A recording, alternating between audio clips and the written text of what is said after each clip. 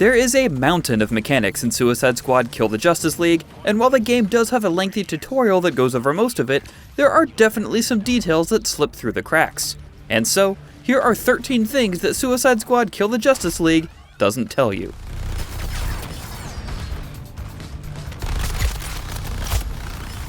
Suicide Squad is not the kind of game where you're meant to just freely switch from character to character and have everyone level up alongside one another. The more you use a character, the more experience that character will gain, the more they'll level up, and the greater the disparity there will be between that character and the others. To alleviate this somewhat, there are missions where certain characters will be psyched up and will gain a bonus to both damage and XP gained, which we would definitely recommend doing whenever you can to ensure that the rest of your squad doesn't fall behind too far. Having a moderately leveled team can still help since bots will take control of these characters in single player.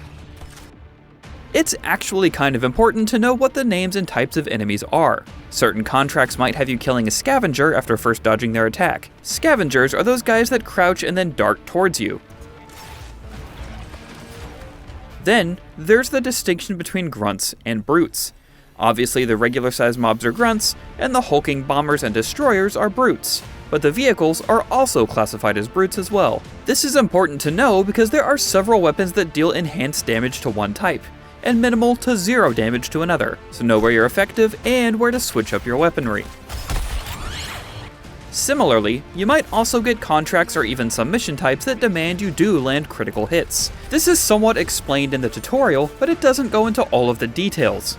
Headshots will always net you critical hits, as will attacks on glowing weak spots. But you could also use a melee attack to launch an enemy, and while launched, all attacks regardless of where they land will be critical hits. Electrified enemies will also take critical hits on every shot, but we'll get to Afflictions later.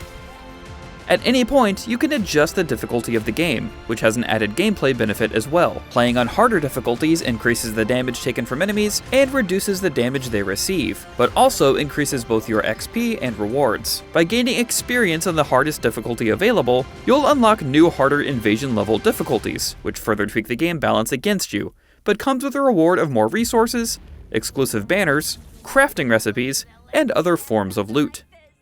As you progress through the story, you'll begin to unlock Afflictions through Poison Ivy's support squad missions.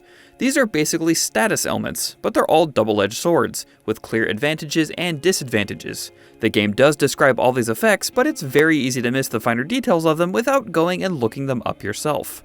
Deep Freeze. This freezes enemies in place for 10 seconds and increases firearm damage by 200%, but greatly decreases melee damage and completely nullifies critical hit damage. Also, enemies that are frozen in the air will fall to the ground and take 1000% damage, so yeah, look to freeze enemies in the air. Venom Frenzy. Enemies are crazed and will attack any nearby target, but will also gain a significant health boost. Diablo Blaze. Enemies that are set on fire take damage over time, but cannot be shield harvested, meaning you can't use them to get a quick refill of health. Setting those spidery terminats on fire also makes them move faster. Livewire Bolt. Enemies that are electrocuted will take critical hits with every shot, but they also deal significantly more damage, making this a big risk versus reward affliction that you especially need to be careful about. The whole crafting and upgrading system in Suicide Squad is a lot, but here's what it boils down to. Once you get a legendary or notorious villain weapon recipe, you can go to Penguin and craft as many as your resources allow to equip your whole squad with that weapon if you'd like. For less resources, you can overhaul a weapon and essentially get a new version of it with entirely rerolled stats, augments, and weapon attachments. It's important to note that overhauling will not guarantee a weapon with better stats, so if you're happy with how a weapon performs, you might be better off just leaving it alone. If you'd rather not return all the way to Penguin to overhaul your weapon, you can also overhaul in the field, albeit with an added resource cost. Modifying is done at Toyman's shop, and instead of randomly rerolling everything on a weapon, it allows you to change one augment and choose another one among 3 others of the same rarity. Once you mod a weapon though, it's locked and cannot be modded anymore. In Chapter 4 and beyond, you begin to use nano enhancements on your legendary weapons to increase their overall base values by increasing everything from their accuracy, adding a scope, or even increasing magazine size. You'll know a weapon can use nano enhancements by the green fraction right here, indicating that the more you use that weapon, the more points you can earn to spend on nano enhancements. Finally, don't sleep on Toyman and Poison Ivy's support squad missions. The final reward of Poison Ivies is the ability to supercharge your Afflictions and strengthen them up to 5 times. Toyman, on the other hand, can turn a weapon into an elite version of that weapon, which removes the restriction of a weapon only being able to be modded 1 time. With an elite weapon, you can keep on re-rolling modifiers until you're able to create your ideal weapon, or you run out of resources, whichever happens first.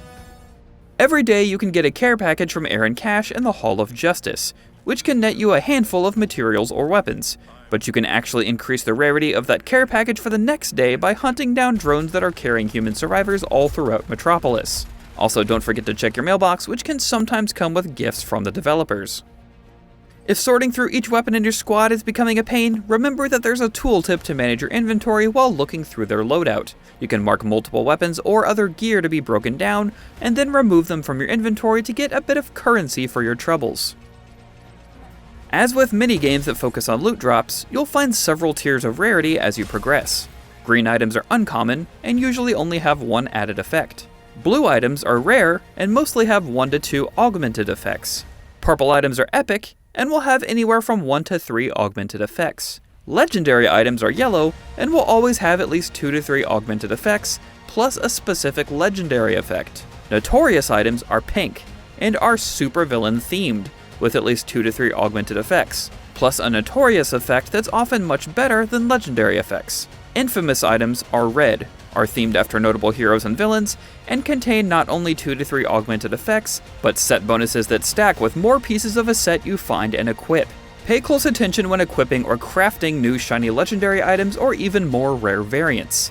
Some can have very important trade-offs, like dealing increased damage to one type of enemy, but virtually none to other types. The last thing you want to do is roll into battle with a useless weapon, so know when to swap or when to try and craft something else when visiting Penguin.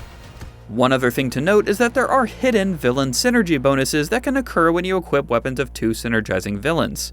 Like, for example, having Black Mask's Bulletstorm heavy weapon and the punch-through shotgun from Bane's Infamy set gave me the Terror Behind the Mask perk, which builds up stacks of a buff for every non-vehicular enemy you kill, and when you reach 5 stacks, the next enemy that you inflict Craze upon deals 500% more damage while crazed, and you deal 500% more damage as well as long as that enemy is still alive. So experiment by mixing and matching your villain-themed weapons to see what comes up. If you're wondering why you'd want to bother completing the Combat Flare challenges in the middle right portion of the screen, the answer is that if you manage to complete all of them, you will instantly restore all of your health and shield, and also shoot up your combo level, granting you access to some of your more powerful buffs and talents.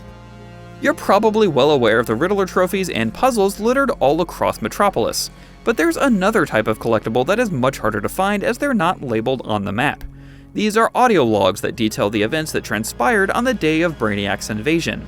There's not much tangible reward for finding these, but they're interesting to hear the backstory of how things got so bad so fast in Metropolis. For the real min-maxers out there, or those who just want to be able to visually see the effects of all of their gear, you can press in the right stick on the loadout screen to view a summary of all your stats. Not only that, but if you go to your talent submenu, you can do the same thing to get a top-level look at everything that you're currently getting a bonus to, based on your talent choices. This is very helpful when it comes to figuring out the kind of playstyle you should employ in order to deal the most damage you can. And there's your collection of tips that we felt could use a bit of extra explaining in Suicide Squad Kill the Justice League. For more Suicide Squad, check out our video on which member of Task Force X you should choose, and for everything else, keep it here on IGN.